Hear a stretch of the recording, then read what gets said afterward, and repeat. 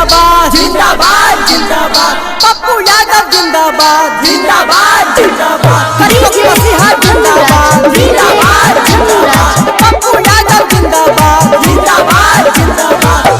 बाहर विधाता कैसन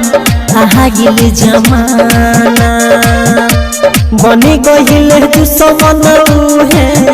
खिलवला सजे खाना खिलवला सजे खाना पप्पू यादव के दुनिया दीवाना भेजले दुश्मन जेल खाना पप्पू यादव के दुनिया दीवाना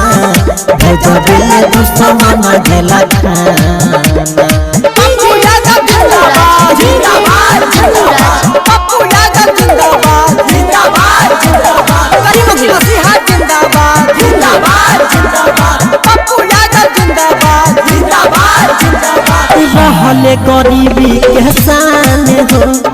बाटे जनता परेशान हो कुछो नहीं समझ में आवे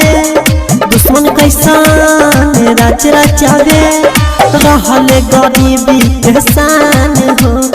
बाटे जनता परेशान हो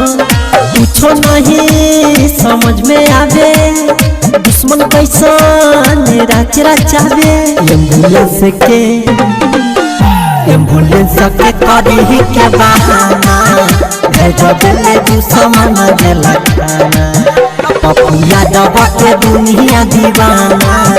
भेजले दुश्मन जेल खाना पप्पू यादव जिंदाबाद जिंदाबाद जिंदाबाद पप्पू यादव जिंदाबाद जिंदाबाद जिंदाबाद गरीबों की मसीहा जिंदाबाद जिंदाबाद जिंदाबाद पप्पू यादव जिंदाबाद जिंदाबाद जिंदाबाद पूछला राइटर राजेश हो बतिया है विशेष हो रही जैसा हमैया ऐसे गरीब के जिंदगी कटी कैसे पूछला परवीन रमेश हो बतिया है विशेष हो रही जैसा हमैया ऐसे गरीब के जिंदगी कटी कैसे अभिनय निरमल कहे लगा के गाना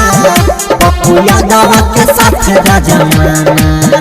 पप्पू यादव के दुनिया दीवाना भेजले दुश्मन जेल खाना।